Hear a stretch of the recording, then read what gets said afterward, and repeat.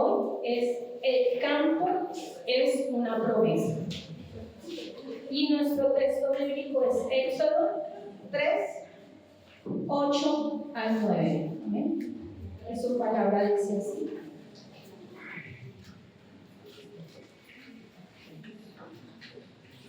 y he descendido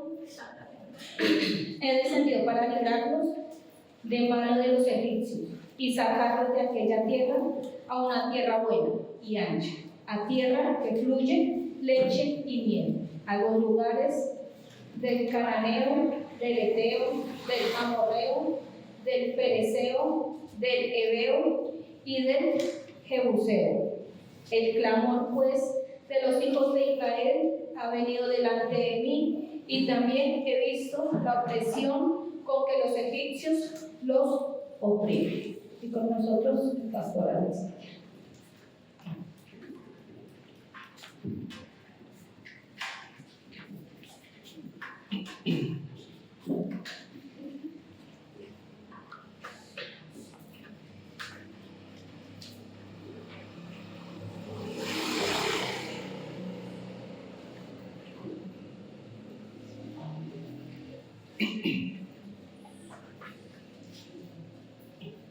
Bien, Dios los bendiga, hermanos. Amén. ¿Cómo han estado? Pues qué ánimo, hermanos. Saludos que estás por ahí, hermanos. Dios lo bendiga. Está en culto. ¿Está vivo? ¿Está bien? ¿O no?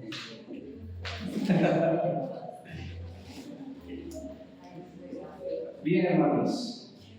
El título, como dijo la seminarista Sandra, es: el campo es una promesa. ¿Ven?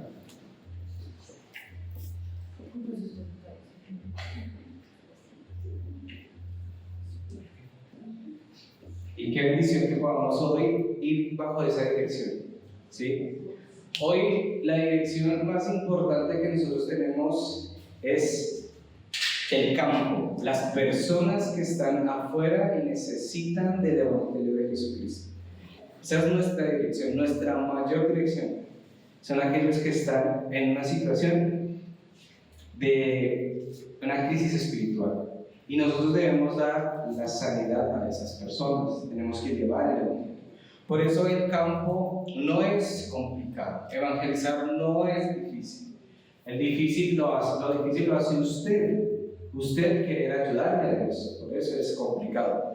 Pero si usted entiende el problema fundamental, entiende que Cristo es la solución, el campo entonces no se vuelve fácil, sino el campo se vuelve ¿qué? Una promesa. Pero para que nosotros podamos ver esa promesa en nuestra vida, en nuestra iglesia, y también se vea en el campo, nosotros tenemos que entender que Satanás ha levantado torres en ese lugar. Esas torres que Satanás ha levantado son torres para que los hombres vivan y no puedan salir de él. Satanás levantó, como orábamos, esa torre de chamanismo, de adivinación, de brujería, para que el hombre busque la suerte ahí, busque una esperanza ahí. Pero también hay lugares en donde Satanás ha colocado torres para que la gente se centre en lo material, en lo físico, en la ciencia, en la filosofía. ¿Para qué? Para poder encontrar una respuesta, pero no pueden salir de ahí. Mientras nosotros veamos esas torres como algo normal y no podamos orar ni quebrantar esas torres, pues obviamente el hombre seguirá estando ahí, y nosotros, como pueblo de Dios, estaríamos siendo como el pueblo de Israel en algunos momentos de la vida. ¿Sí? No estaríamos transmitiendo la palabra del Señor, sino que nos quedaríamos en otras cosas, pendientes de otras. E incluso podríamos también estar sufriendo, estando bajo esas torres. ¿Sí?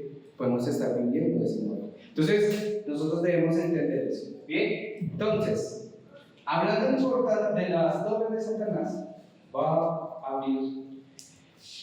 Con Génesis 3, nosotros tenemos que dar la sanidad.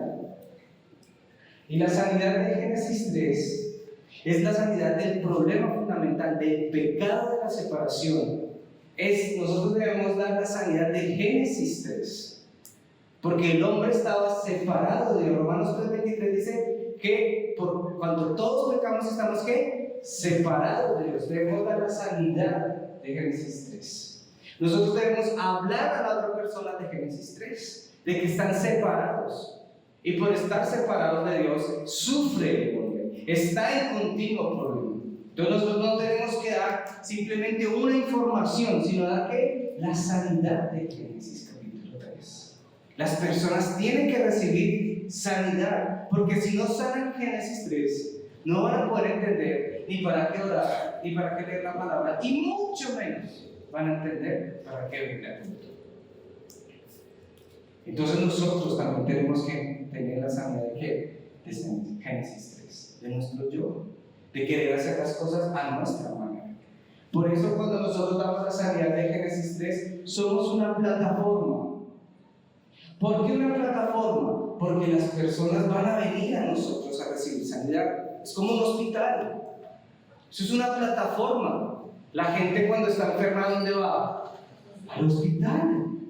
Y necesita ser sanada donde cuando un médico la revise, mire, usted tiene esto, usted tiene aquello, vamos a empezar este tratamiento, tomes este medicamento, esto le va a ayudar. Entonces, cuando nosotros damos la sanidad de Génesis 3, nos volvemos ¿qué? Una plataforma. La iglesia es una plataforma de sanidad. La iglesia no es otra cosa, sino una plataforma para que las personas reciban sanidad. Es decir, la persona se siente triste, se siente en angustia, se siente en preocupación. ¿Por qué? Porque está en Génesis 3. Siente que Dios no está con ella. Y es verdad, espiritualmente están muertos. El Espíritu de Dios no está en ella. Pero cuando recibe la sanidad, entonces ahí somos una ¿qué? Una plataforma. La gente va a venir a nosotros.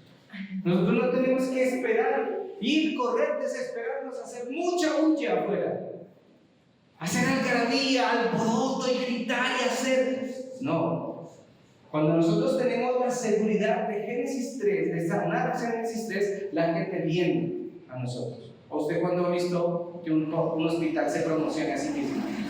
Venga, venga que somos el hospital, venga y reciba sanidad. ¿Cuándo usted ha visto un hospital en ese?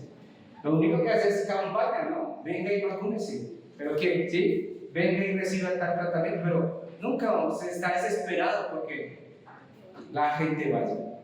Y nosotros debemos recibir, ser esa plataforma. Espero con todo mi corazón, con el anhelo en mi corazón, que usted sea una plataforma. Que la gente venga a usted a escuchar la palabra de Dios. ¿Por qué? Porque también nosotros en Génesis 6 somos luz en medio de un mundo lleno de oscuridad. Veíamos que allá en Génesis 6 el hombre estaba lleno de maldad porque su pensamiento y su corazón estaban continuos a hacer el mal. Claro, porque están bajo la oscuridad, bajo el gobierno de Satanás. Y el deseo de nuestro padre, el diablo, quieren hacer. Entonces ellos no están en la luz. Por eso Jesús en Mateo 5 nos dijo: vosotros sois ¿qué? La luz del mundo. Y si nosotros somos la luz del mundo, es para que nuestras buenas obras alumbren delante de aquellos que están en ¿qué? En oscuridad. Es ahí cuando usted y yo nos volvemos ¿qué? Ahí se levanta la torre de Cristo en medio de este mundo lleno de oscuridad. La torre de Cristo en medio de tanto conflicto, de tanto problema, de tanto desastre que hay ahí.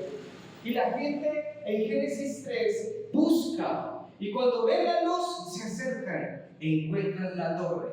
Por eso nos ha puesto el Señor en esa torre. Para que seamos ¿qué? Luz al mundo.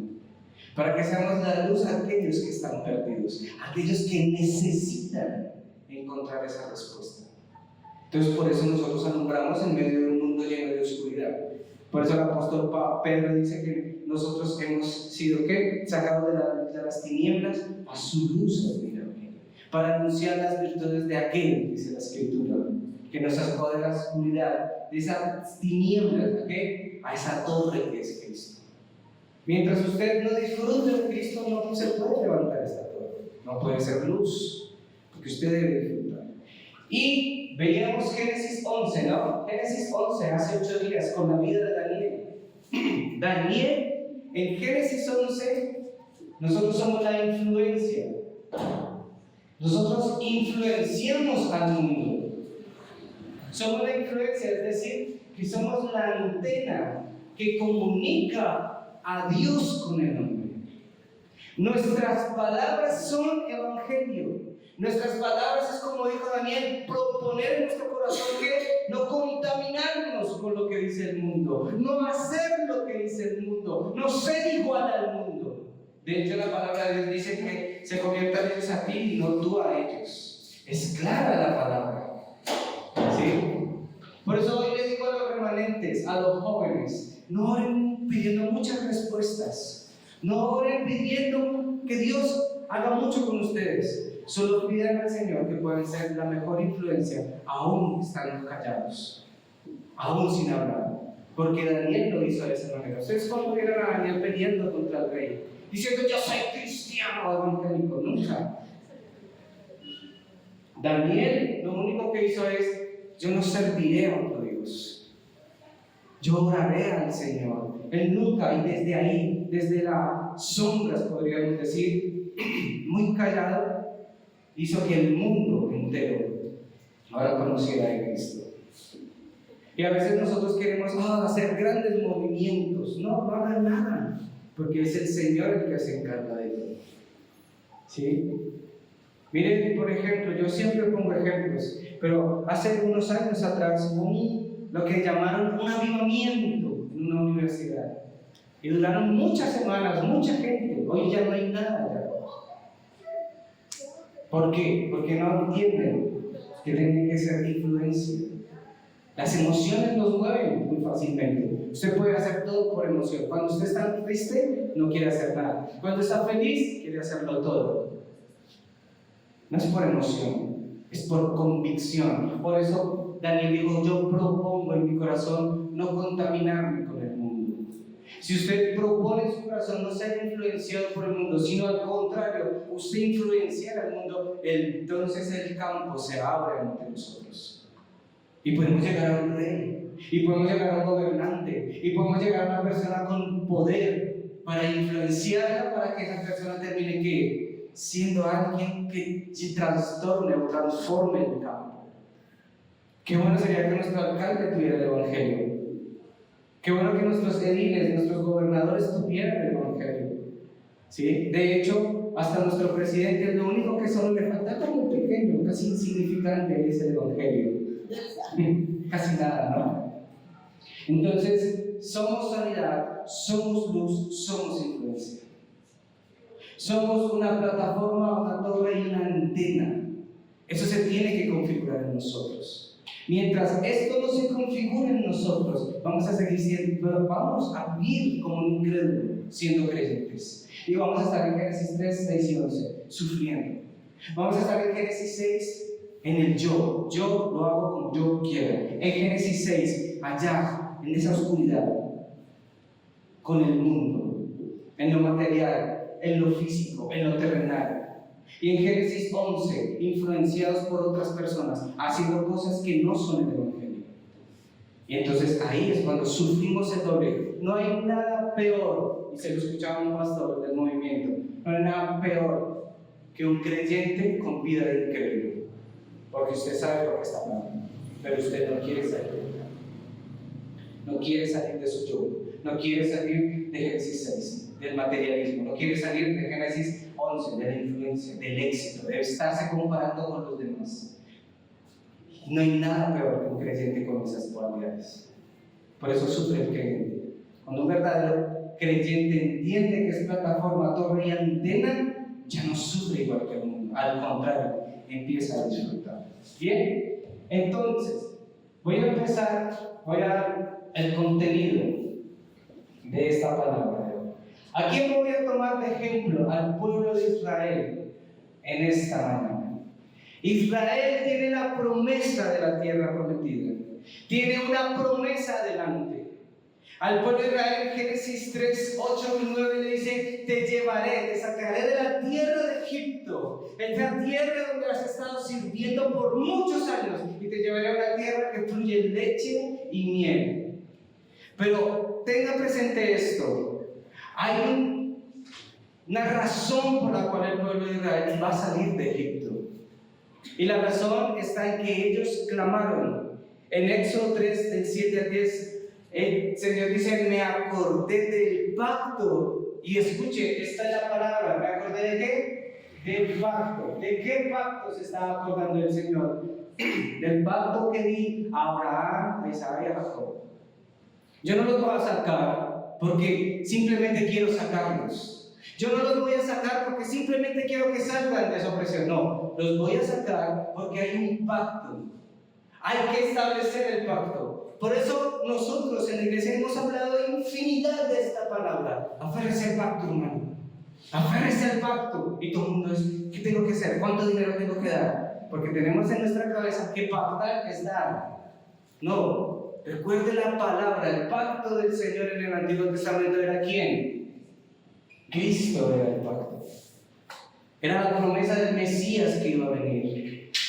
Pacto no es pactar, amén, hermanos. Usted aquí no tiene que dar absolutamente nada. Eso es herejía. Todo aquel que predica la teología de la prosperidad está fuera del pacto. Hace años luz fuera del pacto. El pacto es ¿quién? Cristo. Y en Éxodo 3, del 7 al 10, el Señor escucha el clamor del pueblo de Israel. Por eso se acerca ¿a quién? A Moisés. He escuchado a mi pueblo que está en servidumbre. Y me acordé del pacto de Abraham, Isaac y Jacob, a llevarlos a ¿qué? A una tierra prometida. ¿Para que naciera quién? Para que viniera el Mesías. Esa es la promesa. Amén. Nosotros tenemos que tener claro cuál es la promesa. Éxodo 3, del 16 al 17 dice que Dios promete librarnos del pueblo de Egipto y de Faraón. ¿Quién es Egipto? El mundo. ¿Quién es Faraón? Satanás. Dios nos prometió liberarnos del mundo y liberarnos de Satanás. Pero mientras nosotros no entendamos el pacto, vamos a estar perdidos, hermanos. Mientras nosotros no nos aferremos al pacto, vamos a seguir bajo la esclavitud de este mundo y bajo la esclavitud de Satanás. Mientras mi vida no esté aferrada al pacto, voy a estar sufriendo. Aun cuando tengo que la promesa en mi vida. Ellos tenían la promesa del pacto, pero sufrían.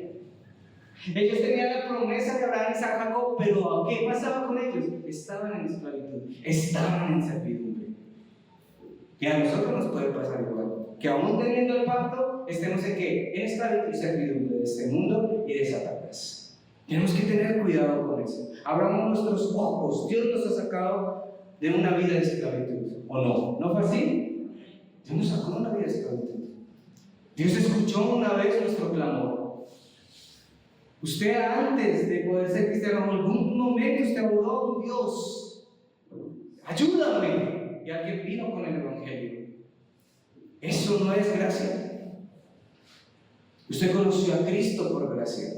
Dios nos prometió el campo y por eso el pacto está con nosotros hoy. Porque cumplió ese pacto con el pueblo de Israel y nació el Mesías en medio de ellos. Amén. Entonces usted tiene que disfrutar de ¿qué? De este pacto. Y disfrutar del pacto es importante. Entonces mi primer punto es libertad. El pueblo de Israel salió en libertad. ¿Tuvo libertad? Claro que sí. En Números 13, del 1 al 3, el Señor dice lo siguiente: y Jehová habló a Moisés diciendo: envía tú hombres que reconozcan la tierra de Canaán, la cual doy a los hijos de Israel. Cada tribu de sus padres enviaréis un varón, y cada príncipe entre ellos. Y Moisés los envió desde el desierto de Parán conforme a la palabra de Jehová. Y todos aquellos varones eran príncipes de los hijos de Israel. ¿Qué le estaba diciendo? Ve, ahora eres libre. Ya te saqué de la esclavitud. Te saqué con maravillas, con prodigios, con señales. Ahora ve y reconoce la tierra conmigo. Eso es libertad. Libertad ahora es que hay un propósito. Libertad no es ahora yo hago lo que yo quiera. Nosotros como cristianos salimos de Génesis 3, 6 y 11 y vivimos la libertad y ahora decimos, creemos que ahora podemos hacer lo que queramos. Entonces creo yo que voy a hacer lo que yo quiera porque ahora Cristo está en mí, hago lo que yo quiera. No, cuando el Señor te saca a libertad, te da ¿qué? Un propósito. Y ahí está la clave del fracaso de la mayoría de los creyentes. Que cuando salimos de esto y aceptamos a Cristo, no sabemos ahora para dónde dirigirnos. ¿Y ahora qué hago? No sé, ahora tengo que estudiar, ser profesional, hacer mil cosas. No, eso no es lo importante. Dios establece con ellos que un propósito, ve y reconoce la tierra. Ahora vamos a ejecutar el plan de Dios en la vida de Israel. Vayan y reconozcan la tierra prometida. Hay un propósito. No, libertad no quiere decir yo hago lo que yo quiera, ahora puedo hacer lo que yo quiera, porque entonces caeríamos en la teología de salvos siempre salvos, siempre por sí. Es decir, yo puedo pecar, yo puedo hacer lo que yo quiera, yo sí, y voy a recibir siempre ¿qué? Salvación. Eso no es así. Porque el apóstol Pablo entonces estaría, como dice en su carta, ¿sí? Pecaremos para que entonces sobreabunde la gracia. De ninguna manera. Yo no puedo dedicarme ahora a tener una vida de libertinaje, como dice el apóstol Pablo en Gálatas. Yo debo vivir una libertad. Usted y yo como colombianos vivimos libres, amén. Pero usted vive bajo reglas y leyes. Es decir, que nuestra libertad tiene una condicionante importante. No puedo hacer lo que yo quiera. Yo no me puedo levantar al día siguiente y decir, bueno, voy a acabar con la vida de mi vecino porque no me dejó dormir la noche anterior. ¿Libertad tengo? ¿Tengo la libertad para hacerlo? Sí. Tengo consecuencias de esa libertad. Amén. Pues yo no puedo hacerlo. La libertad no es transformar mi vida espiritual en un libertinaje, porque así se está traduciendo últimamente la gracia. No, la libertad es que ahora tengo un propósito, una misión especial. Y eso fue lo que pasó con la vida de Daniel. Y eso fue lo que pasó con la vida de David, siendo ellos torre y antena delante del Señor. No se dejaron contaminar con el mundo, no se dejaron llevar por las cosas del mundo. Lo mismo pasó, Saúl era uno de los que decía, Señor, he cumplido tu palabra. Y Samuel le dice, pero ¿qué todas estas ovejas y vacas que están detrás tuyo? No, esa no es la libertad. A Saúl dijo, yo puedo hacer lo que yo quiera porque soy el rey. Pero el Señor le había mandado a hacer otra cosa. A Dios nos ha mandado a hacer su plan, no nuestro plan. Por eso sufrimos mucho. Por eso fracasamos muchas veces. Porque creemos que nuestra libertad es hacer lo que nosotros queramos. No es esa nuestra libertad. La libertad es un propósito. Y el Señor nos manda.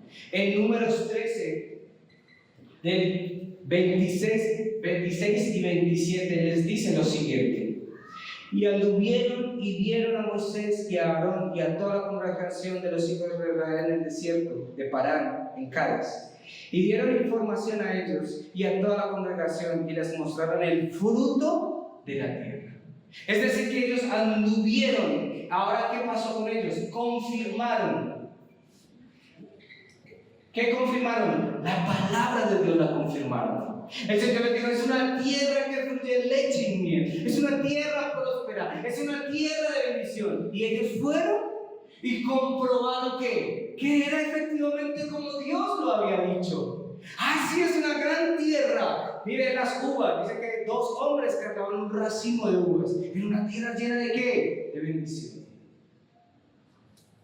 Pero el pueblo de Israel tenía una raíz que, aunque uno como creyente ve la palabra de Dios, aún hay raíces en nuestra vida. ¿Y cuál era la raíz que ellos tenían? Que era difícil, dijeron ellos. Dice Números 13, del 31 al 33. Mas los varones subieron con él y dijeron, no podemos subir contra aquel pueblo porque es más fuerte que nosotros. Y hablaron mal de los hijos de Israel de la tierra que habían reconocido, diciendo, la tierra por donde pasamos para reconocerla es tierra que traga a sus moradores. Y todo el pueblo que vimos en medio de ellos eran hombres de grande estatura. También vimos allí gigantes, los hijos de Anak, de la raza de los gigantes. Y éramos nosotros, a nuestro parecer, como langostas, y así le parecíamos a ellos. Esa es la raíz que nosotros tenemos siempre. Ahí. 31 al 33. Nuestra raíz, una raíz que estamos inconformes con todo. Aún cuando confirmamos la palabra, somos inconformes. Aun cuando Dios nos está dando la visión clara, nosotros peleamos contra la visión de Dios. ¿Y quién les dijo a ellos que eran langostas? ¿Quién les dijo a ellos que eran langostas? No, ellos mismos se creían langostas. Ellos mismos se minimizaron por su propia raíz. Su libertad, ¿dónde estaba su libertad? No había libertad en el pueblo de Israel. ¿Dónde todavía estaban ellos? En Génesis 3, 6 y 11. Ellos querían, de hecho, muchas veces pelearon con Moisés diciendo: ¿para qué nos sacaste de Egipto? ¿Para morir en el desierto? ¿Para qué nos sacaste de Egipto si en Egipto teníamos ollas para comer carne cuando queríamos? ¿Para qué nos sacaste de Egipto si antes allá teníamos un lugar donde morir, una tumba donde nos enterraron? Miren hasta dónde ellos querían vivir esclavos. Querían vivir esa esclavitud, querían devolverse a la servidumbre. Y muchas veces, como creyentes, nos pasa lo mismo por culpa de esta raíz. ¿A usted no le ha pasado cuando usted predica el evangelio a alguien? Yo estaba bien antes de ser cristiano, tenía menos problemas que ahora. Es que si yo hubiera ido a esa iglesia, hoy estaría mejor. Es que no he entendido qué libertad es la que Cristo les ha dado. Ellos creyeron en una libertad física. Dios les había dado una libertad espiritual. Por eso Dios tiene que cambiar, tiene que mostrarles el propósito a ustedes hoy en esta mañana. Si usted no entiende el propósito, no confirma la palabra y no cambia la raíz, entonces Dios va a tener que hacer algo con usted hoy. Y espero que así sea. Amén. Porque tiene que cambiar su propósito. Su propósito no es ser un gran profesional, no, aunque usted lo sea. Su propósito no es ser alguien reconocido allá afuera, aunque usted lo logre. Su propósito no es que alguien a usted le reconozca cada meta y logro en su vida, no, aunque usted lo logre. Su propósito es que el campo, la promesa de Hechos 1:8, y me seréis testigos en toda la tierra. Mientras no se hace mi propósito, voy a sufrir. Y mientras no se hace mi propósito, entonces Dios va a tener que actuar en mí. Confirme la palabra, no confirme lo que yo le digo hoy, confirme lo que Dios hoy está hablando, porque eso fue lo que le pasó al pueblo de Israel. Amén. Lo segundo que tiene que hacer el Señor es darse cuenta que este pueblo no va a cumplir su propósito, aun cuando confirmaron la palabra. Hermano, no es que usted conozca muy bien el camino de salvación. Es que si usted no entiende el propósito de Dios, no por más camino de salvación que se sepa de memoria, va a fracasar. Porque el camino de salvación no es simplemente para recibir esa gracia absoluta, esa gracia eterna, es sanar completamente, es ser luz, es ser influencia afuera, es ser diferentes. Por eso a la iglesia primitiva le decían: miren, ahí vienen los que trastornan el mundo. No, ojalá Dios nos dijera: esa iglesia trastorna el mundo, esa iglesia es como una piedra en el zapato para Satanás. Pero nosotros no. ¿Por qué? Porque aún seguimos pensando que nuestra libertad es querer hacer como yo quiero. Aún estando en libertad, ni siquiera sabemos para dónde vamos. ¿Para dónde vamos? No sé. Y uno le pregunta al creyente: ¿cuál es la voluntad de Dios? No sé, que yo sea santo, que sea perfecto. Hermano, no entendió entonces usted la gracia, ni el camino de salvación, ni absolutamente nada de lo que se le ha dicho. Porque su corazón y su mente están en otras cosas. Porque usted presta más atención a otras cosas. Porque para usted es más importante el que está al otro lado que lo que usted está escuchando. Eso es el evangelio. No, eso no es el evangelio. Entonces, lo primero que el Señor debe hacer con el pueblo de Israel en el punto 2 es restaurar. ¿Pero restaurar qué? Restaurar el culto. Dios tiene que restaurar al pueblo de Israel. Tiene que restaurar en ellos el culto. El culto es importante. El culto es fundamental en la vida del creyente. Sin culto no hay victoria en el mundo. Sin culto no hay victoria allá afuera. Es importante restaurar el culto. Yo ayer en el aposento que estaba haciendo, dentro de mí, el Señor me mostraba algo. Yo decía: puedo darles camino de salvación a los que estoy hablando. Pero mientras no reciban sanidad, y no vean la torre de Cristo, el culto está lejos de su vida, porque no van a entender para qué ir al culto. Y muchas personas no entienden para qué ir al culto. Y los que venimos al culto, venimos porque creemos que tocas, ¿sí? Es una obligación del creyente. Es que si yo no voy, me siento mal. Me pesa el corazón no ir al culto. Y a otros, ni por enterarnos. El culto es una reunión importante. Levítico 1:1. ¿Qué dice Levítico 1:1? Y llamó Jehová a Moisés y habló con él desde el tabernáculo de reunión diciendo. ¿Desde dónde les habló? Desde el tabernáculo ¿de qué? De reunión. En el tabernáculo todo el mundo se tenía que reunir. ¿Con quién? Con Dios. Lo primero que uno debe establecer es ese tabernáculo en nuestra vida, que es decir, el culto a Dios. El pueblo de Israel, todo lo que vivió en el desierto era para restaurar el culto. Todo lo que vivió en el desierto era para que su vida estuviera centrada en ¿quién? En Dios. Por eso lo llevó al desierto. No se crea ese cuento, mi querido hermano, que por ahí está muy popular, ¿no? Que Dios le da esas victorias, esos grandes problemas a esos grandes guerreros. Eso no existe. ¿Sí? Es que yo soy un gran guerrero porque tengo grandes problemas. No, hermano. Si usted está viviendo un desierto es porque Dios está ¿qué? Restaurando el culto. Porque usted no tiene el culto como centro. Por eso sufre. Por eso tiene dificultades. Por eso tiene algunas angustias. Si usted está en el desierto es porque Dios está llevando a ¿qué? A restaurar el culto. El culto es que el centro es Dios en su vida. ¿Amén? ¿O no ven? Es el culto, hermano. El tabernáculo estaba en el centro del pueblo de Israel. El tabernáculo estaba en la mitad de ellos. Y dicen algunos historiadores y teólogos que cada campamento, ¿sí? No podía estar detrás del otro. Tenía que cada campamento estar siempre al frente mirando el tabernáculo. Todos tenían que en algún momento cuando salían de la tienda, sabían dónde estaba el tabernáculo. Por eso Daniel orando 3 veces al día. 3 veces al día oraba Daniel. ¿Para qué? Pero cuando usted se da cuenta, ¿hacia dónde oraba Daniel? Hacia donde estaba el templo de Jerusalén. Porque allá estaba ¿qué? El culto. El culto estaba allá. Entonces lo primero que Dios debe restaurar en nosotros es que Él es el centro de nuestra vida. El tabernáculo, el culto es el centro. No, pero hay mucha gente que dice, no, yo no necesito ir a una iglesia. Usted debe ir a la iglesia. No es que necesite, debe ir. Porque ahí está el centro de Dios. Ahí está la palabra de Dios. En Levítico 24:1.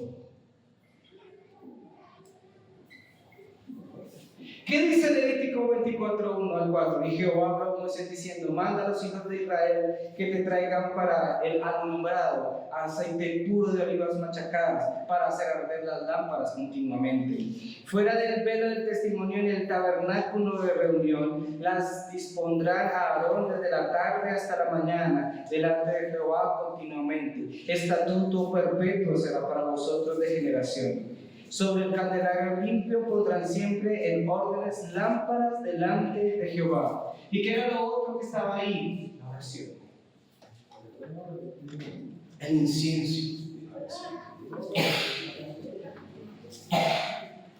La oración. Porque ese aceite, esas velas, eso que iba a arder, ¿era qué? La oración, el incienso hacia Dios. En el culto está ¿qué? La oración, hermano. Pero la oración de gratitud a Dios. En el desierto lo que Dios promete es restaurar nuestra vida la oración.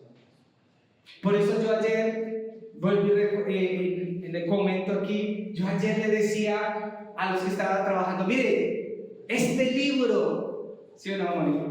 Este libro, este contenido no va a ser nada si usted no ora.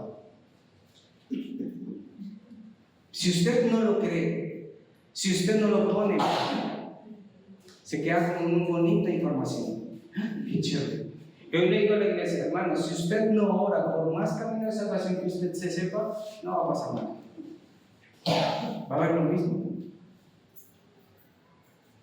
Y el pueblo de Israel en el desierto, una nube todos los días, una columna todas las noches, maná todos los días. Y aún así querían devolverse a Egipto. Y él dice, ¿cómo?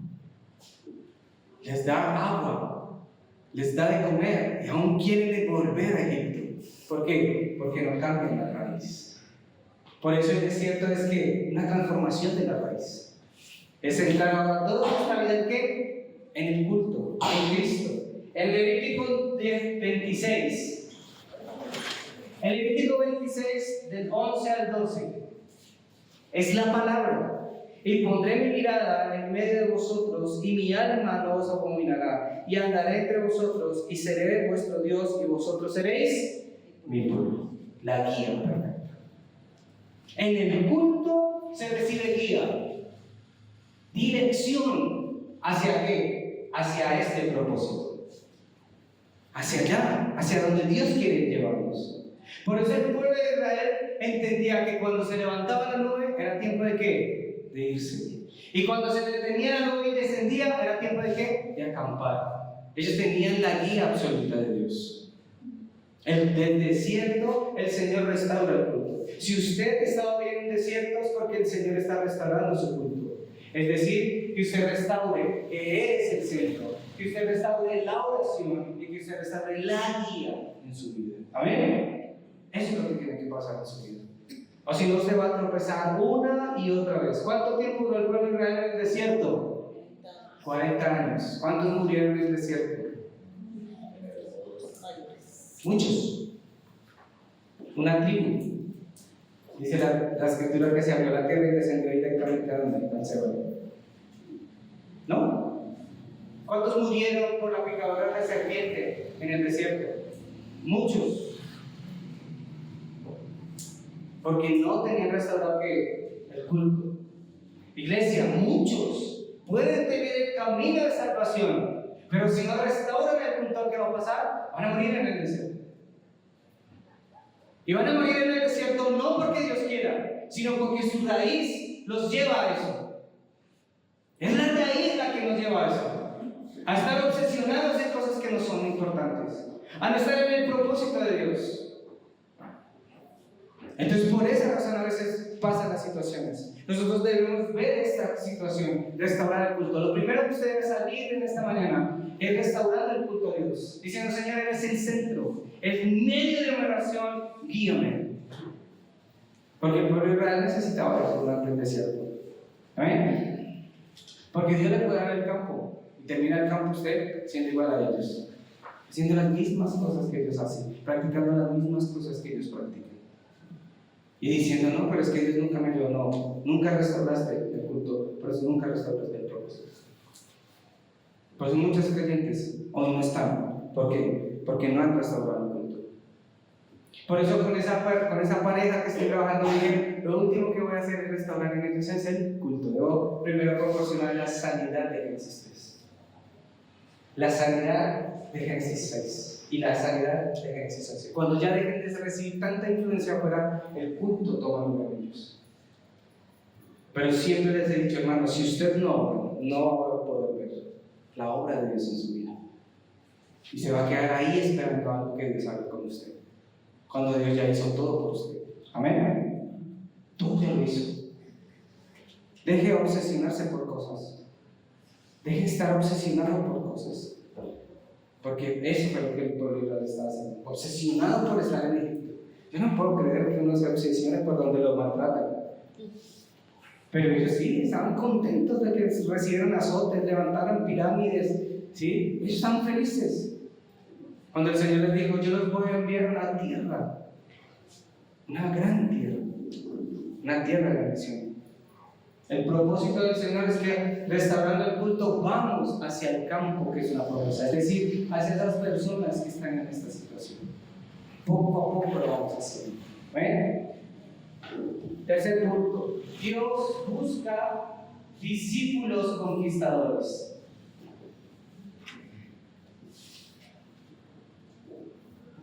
no discípulos conquistados. Amén. Conquistados por Génesis 3, 6 y 11. Dios no está buscando esos.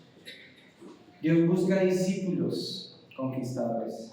Es decir, discípulos que estén listos y preparados para cumplir el propósito de Dios. A esas personas Dios les da todo. Dios les da todo. Y no porque les da todo, sino porque Números 13:30 dice: entonces Caleb hizo callar al pueblo delante de Moisés y dijo: subamos luego, tomemos posesión de ella, porque más podremos nosotros que ellos. En nuestra vida necesitamos estar rodeados de Calebs y no de otras personas que no entienden el propósito de Dios. Caleb dijo: yo confirmé la palabra, mi raíz no es Egipto, vamos que sí podemos. Y otros 11 dijeron: no, porque somos langostas.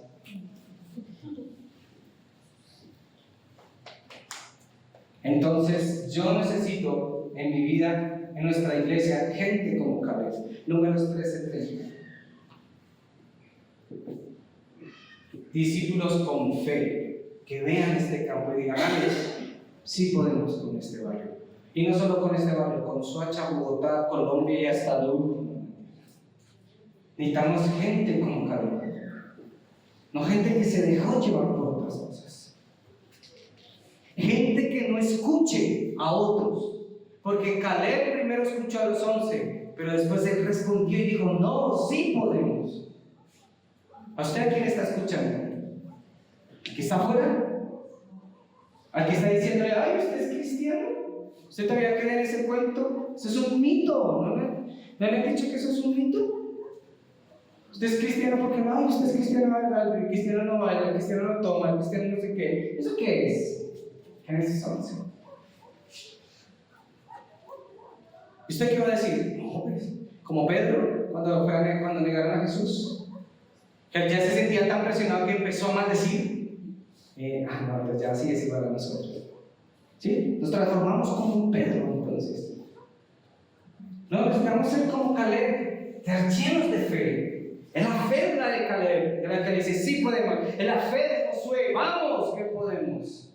Por eso todos conquistaron la tierra prometida. Dios no necesita una iglesia de miles, solo necesita un Josué y un Caleb para conquistar la tierra prometida. Yo espero que usted sea ese Josué y ese Caleb y no termine siendo otro allá, perdido, haciendo otras cosas, pensando en otras cosas, haciendo otras cosas que no son. Amén. Seamos como Caleb, llenos de fe, no dejándonos contaminar, no dejándonos llevar por otras cosas, siendo influencia para el mundo, pero tampoco saliéndonos, siendo herméticos, como otros que le dicen: hermano, todo es, ¿sí? No toque, no mire, no vea, no haga, no sienta.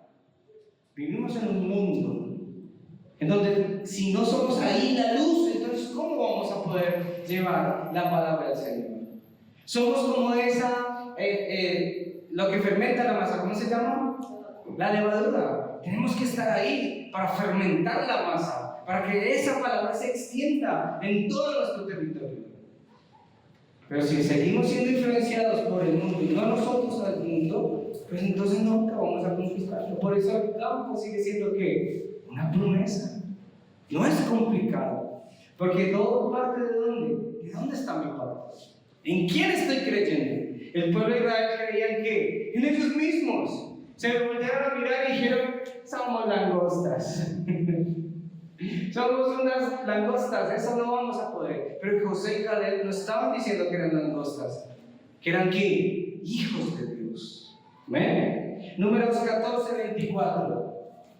¿Qué dice Números 14:24? Dice: pero a mi siervo Caleb, por cuanto hubo en él otro espíritu y decidió ir en pos de mí, yo le meteré en la tierra donde entró y su descendencia la tendrá en posesión.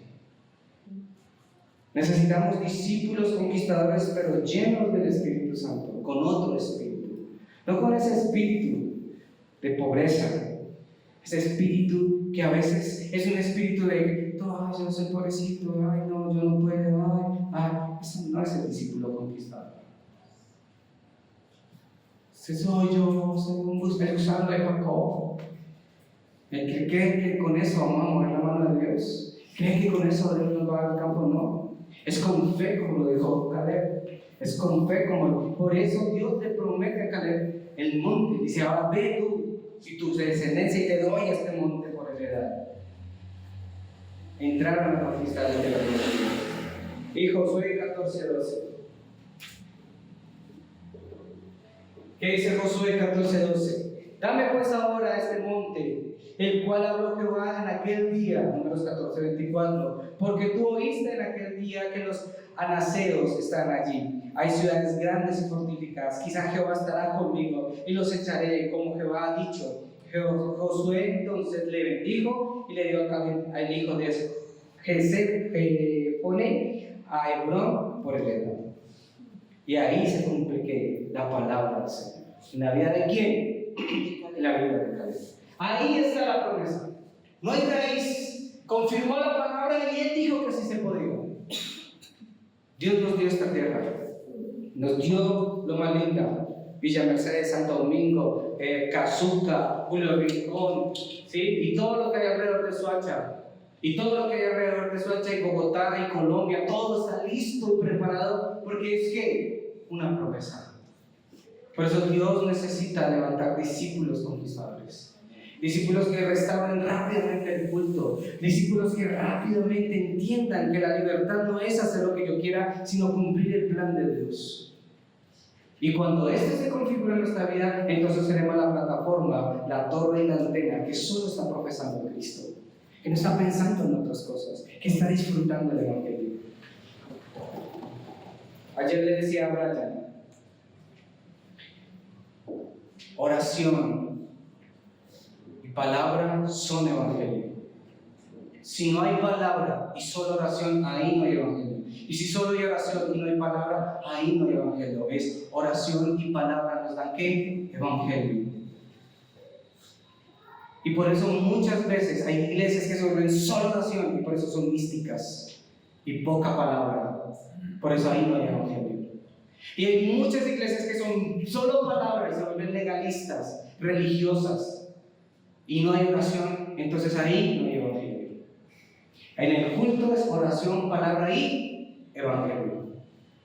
Por eso no se deje convencer de otro que diga, en su iglesia hace, en su iglesia está seguro. Y dígale, sí, estoy completamente seguro que ahí es la verdad, porque la verdad no es la iglesia, es Cristo. Y yo les he hablado de quién, de Cristo. Conoceréis la verdad. Y la verdad os hará ¿qué? Libres. ¿Es quién? Cristo. Por eso no es importante que usted sepa el camino de salvación de memoria. Es que usted tenga la fuerza espiritual como la tuvo Caleb y Josué. Que tengan fe, que estén llenos del Espíritu Santo, que conquisten esa tierra por heredad. Y ahí entonces Dios dará todo lo que nos haga falta. ¿De lo contrario? Amén. Esa es la palabra del Señor. Yo concluyo con Mateo capítulo 5. Quiero que por favor lean la palabra conmigo hoy. Mateo 5. Concluyo hoy con este pasaje bíblico. Que Dios nos prepare para este campo. ¿Eh? Estímenme Dios con el piano, por favor. Dice Mateo capítulo 5, versículo 5. Bienaventurados los mansos, porque ellos recibirán la tierra por heredad. Bienaventurados ¿qué? Los mansos, los que atienden esta palabra. Entonces reciben la tierra como promesa, el campo se abre. Entonces su familia, sus finanzas, su salud, todo lo que es usted empieza a ser prosperado. ¿Por qué? Porque su palabra es fiel. Porque usted está pensando en ¿qué? En el campo. Porque su vida ahora es que confirma la palabra. Entonces hoy espero que usted sea Mateo 5:5. Vaya. Y no solo, ¿sí? Seamos mansos de corazón, humildes a la palabra de Dios. Yo viví mi desierto y en el desierto renegué y le dije al Señor hasta que restauró Dios el culto. y entendí que el culto es verdadero, que es lo primero, que ahí es donde yo debo estar, todos los días. Entendí Salmo 23 cuando dijo David, y en la casa de Jehová moraré por largos días. Y yo sé, y Dios esta semana ponía eso en mi corazón, hay que restaurar el verdadero culto. No es solo cantar, no es solo hacer grandes cosas, es entender qué es el culto, para poder disfrutar de él. Si nosotros no disfrutamos del culto, no podemos entonces disfrutar de la oración, palabra, evangelio. Cuando eso está en mi vida, se levanta la torre de Cristo. Y me siento seguro que aun cuando no tengo empleo, Dios está ahí. Que aun cuando me hace falta algo, Dios está proveyendo. Que no me tengo que estar matando, haciendo mil cosas, sino Cristo está ahí. Amén. Iglesia Redman Church, no se deje encontrar en armas por el mundo. El mundo no tiene la respuesta. La respuesta se la recibió cuando Cristo llegó a su vida. No confunda la libertad con el libertinaje. Restaure el culto y sea un discípulo que conquista el campo allá afuera. Amén. Señor Jesús, en esta mañana te damos toda la gloria, toda la honra y toda la alabanza y la adoración, Señor Dios. Gracias, Espíritu Santo, en esta mañana te agradecemos por todo lo que tú has hecho por nosotros.